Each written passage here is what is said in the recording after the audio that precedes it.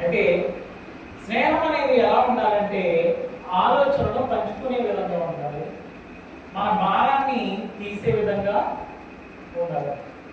మనకి ఎవరి దగ్గరికి వెళ్ళినా రిలీఫ్ వచ్చినా రాలేకపోయినా సరే మనం మన స్నేహితుల దగ్గరికి వెళ్ళేటప్పటికి మన మనసు అంతా ఎలా ఉంటుంది, నా బాధ చెప్పుకునేవాడు వెళ్తే కనుక నా బాధలన్నీ తీరుతాయనేసి చాలా హ్యాపీగా ఫీల్ అవుతారు. అవునా కదా?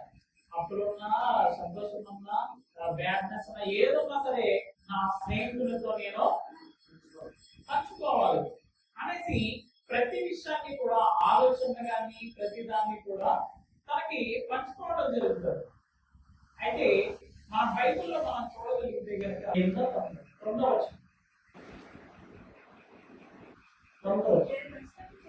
ఇద్దరు కష్టము చేత ఉభయులకు మంచి ఫలం కలుగును కనుక ఒంటిగాడై ఉండుట కంటే ఇద్దరు కూడి ఉండుట మేలు. వారు ఒకడు తన తోడు వాణిని లేవనెత్తునంట. అయితే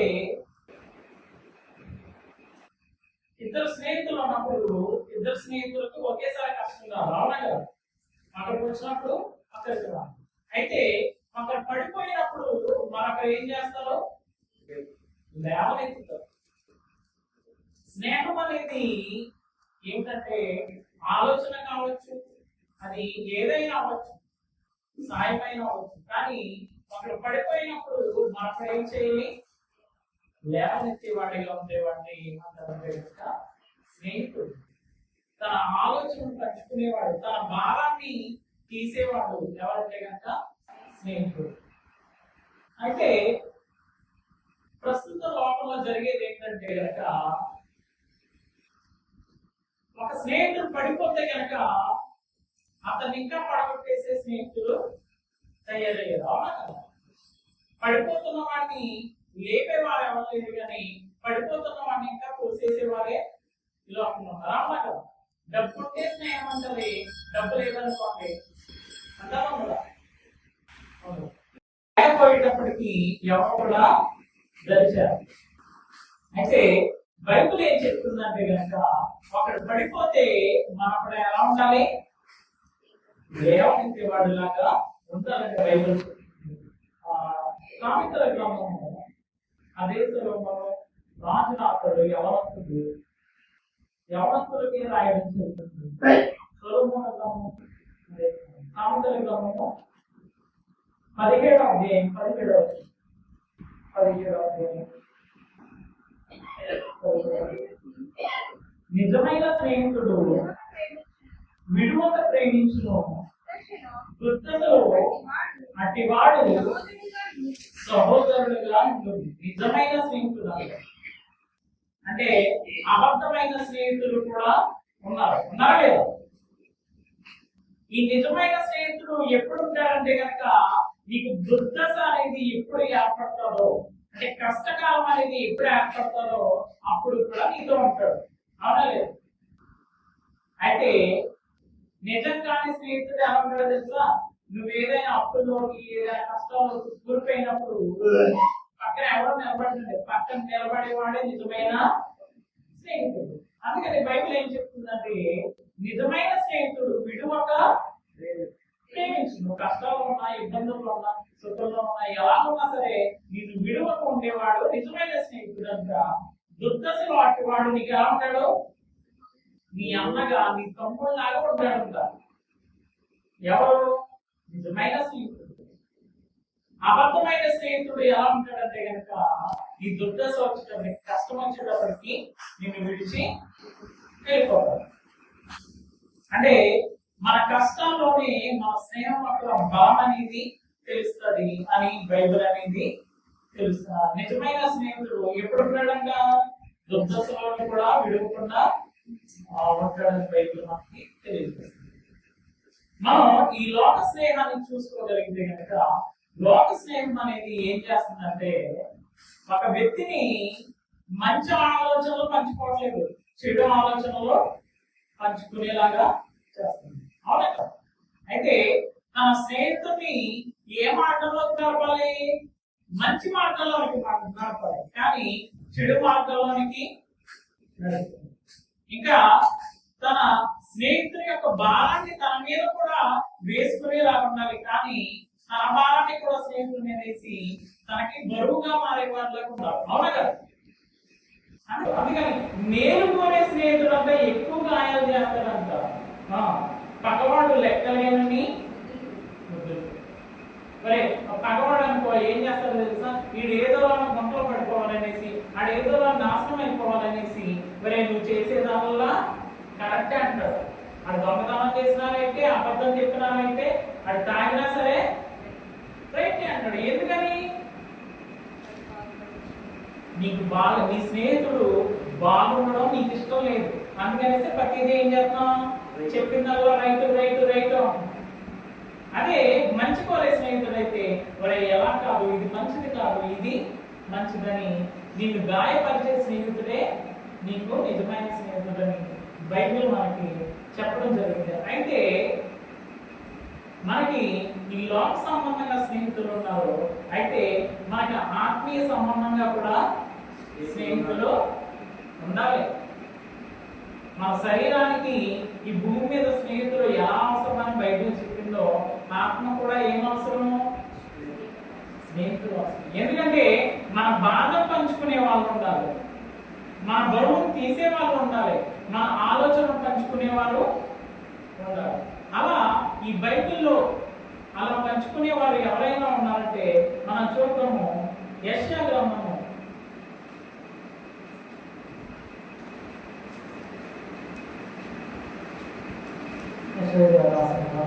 41వ అధ్యాయం 8వ వచనం చదువు.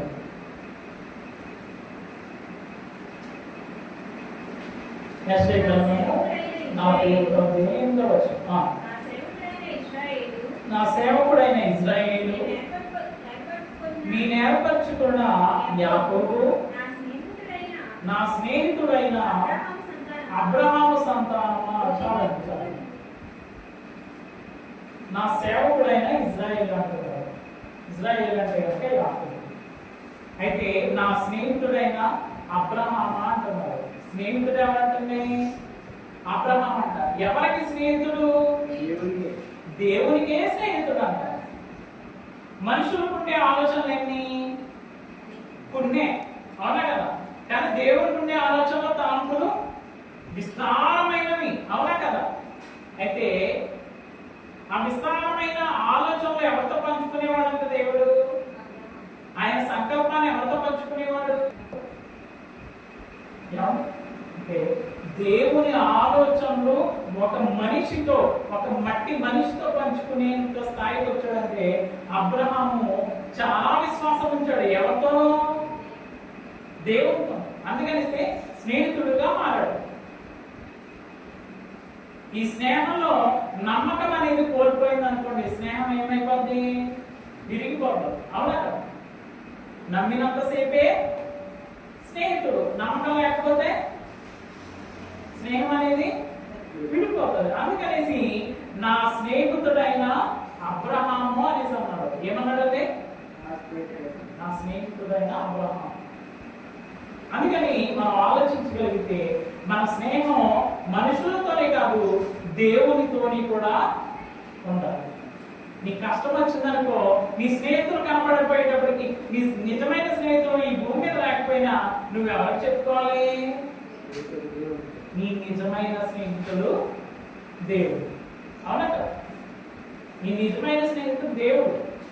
ఇప్పుడు నీ భారాన్ని నీ స్నేహితులు తీసినా తీయకపోయినప్పటికీ నీ భారాన్ని తీసేది ఎవరు? దేవుడు.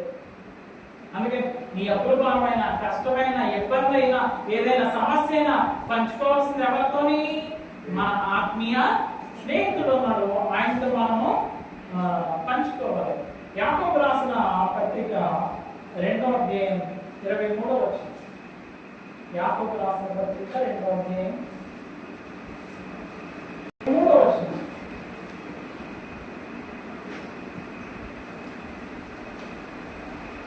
కాబట్టి అబ్రహాము దేవుని నమ్మేను, అది అతనికి నీతిగా ఎంచబడను. ఎవరు నమ్మాడంటే దేవుడు నమ్మాడు.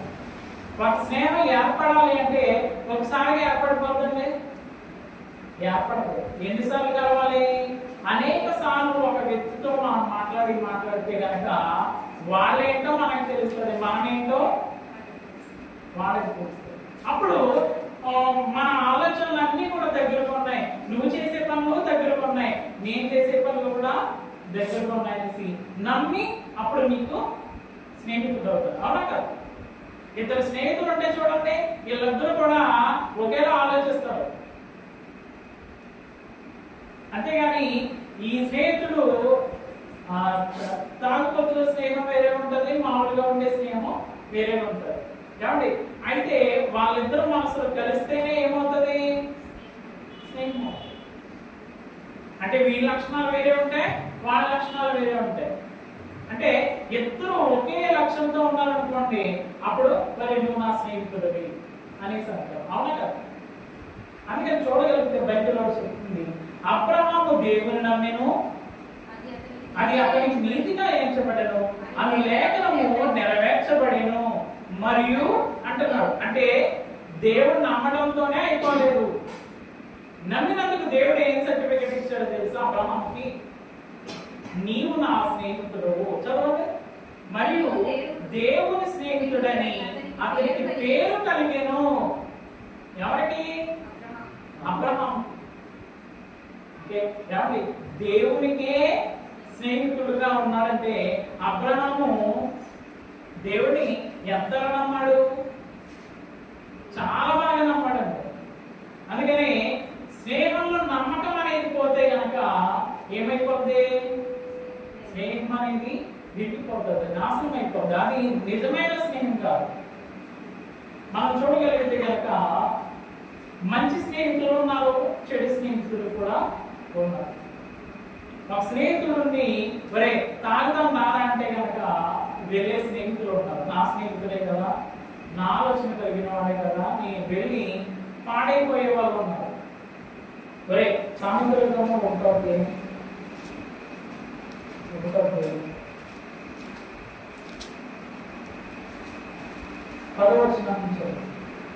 మన స్నేహితులు ఎలా ప్రేరేపిస్తారంట? ఆ ప్రేరేపించినప్పుడు నువ్వు ఎలా ఉంటారో, నీ ప్రవర్తన ఎలా ఉంటారో బైబిల్ చెప్తుంది. నా కుమారుడా, పాపులు నిన్ను ప్రేరేపింపగా ఒప్పకము. మన పక్కనుండే స్నేహితులు నిన్ను ప్రేరేపిస్తారు. దేనికి? రేపు తాగుదాము, లేకపోతే కనుక సిగరెట్ కొడదాము, లేకపోతే కనుక ఆ పని చేద్దాం, ఈ పని చేద్దాం, ఏదోటి చెడుకు నిన్ను, లేకపోతే దొంగిలిద్దాము, ఏదోటి చేద్దాం అనేసి నిన్ను ప్రేరేపిస్తారంట. ప్రేరేపించినప్పుడు నువ్వేం చేయాలో చెప్తున్నారు. మాతో కూడా రమ్ము, మనము ప్రాణము తీయటమే కొంచెందుము, నీ దోషి అయిన ఒకరిని పట్టుకొని దాగిందుము,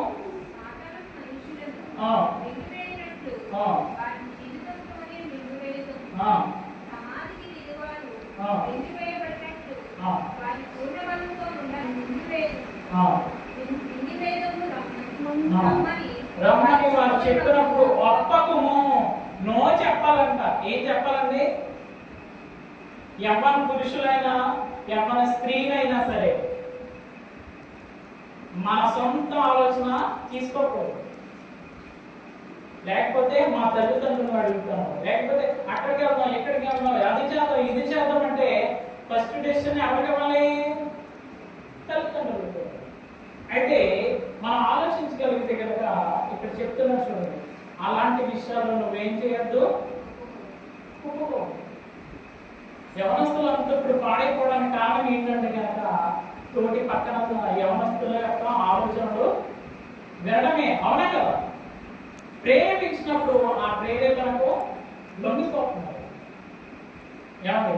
వీళ్ళు కాలేజీకి వెళ్ళి ఎంటర్ కూడా కావట్లేదు, అప్పుడే సిగరెట్ మొదలెడుతున్నారు,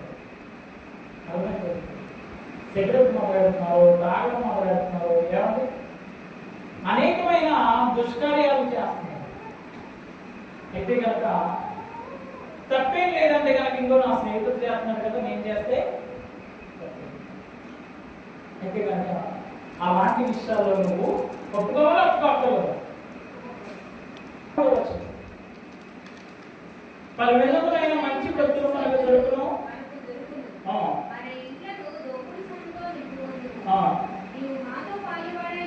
యుండుము మనకందరికీ సంచి ఒక్కటే ఆ. ఉండును. ఆ. మరి వారు నీతో చెప్పుదురు, ఆ. నా కుమారుడా, నీవు వారి మార్గమున పోకుము. ఆ. వారికి లోబడేట్టు నడవకుండా నీ పాదము నీ పాదం వెనక్కి తీసుకోవాలంటాడు. చాలా మంది పాదం వెనక్కి తీసుకోవాలంటే మొహమాటం, అవునా కదా? అయ్యో నా స్నేహితులే కదా, ఈ రోజు వెనక్కి తీసుకుంటే కనుక నాతో మాట్లాడరేమో, నాతో ఉండరేమో, వీళ్ళు ఏం చేసేదా అది మా అమ్మ చేసేదా అనేసి అనుకుంటారు, అవునా కదా? అలాంటి సమయంలో అది తప్పు అని తెలిసినప్పుడు, నీకు ఆలోచించుకునే స్థితి ఉన్నప్పుడు నువ్వు ఒప్పుకోకూడదు. రెండోది ఏం చేయమంటున్నాడు? నీ పాదము వెనుకకు తీసుకో, తప్పేమీ లేదు. అయితే కనుక దేవుడు వాటిని మనకి ఆత్మీయంగా కూడా మనకి స్నేహితులు దేవుడు ఉండాలి, ఈ భూలోక సంబంధంగా కూడా స్నేహితులు ఉండాలి. అది మా మంచి కోరేవాడై ఉండాలి. మన గాయం చేసినా సరే మా మంచి కోరేవాడై ఉండాలని బైబిల్ తెలియజేస్తుంది. చివరిగా ఒక రెఫరెన్స్ చూపించి ముగిస్తాను. యోహాను రాసిన సువార్త. మనకి ఎటువంటి స్నేహితుడు ఉన్నాడు అంటే, యోహాను రాసిన సువార్త 15 అంటే యోహాను రాసిన సువార్త 13 వచనాన్ని చదవండి. తన స్నేహితుల కొరకు తన ప్రాణము పెట్టువాని కంటే ఎక్కువైన ప్రేమ గలవాడెవ్వడును లేడు.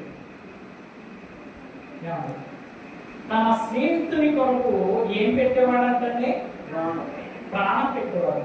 ఈ లోకంలో మన కోసం, మన పాపాల కోసం ప్రాణం పెట్టింది ఒకే ఒక్కరు. ఎవరంటే కనుక యేసుక్రీస్తు వారు.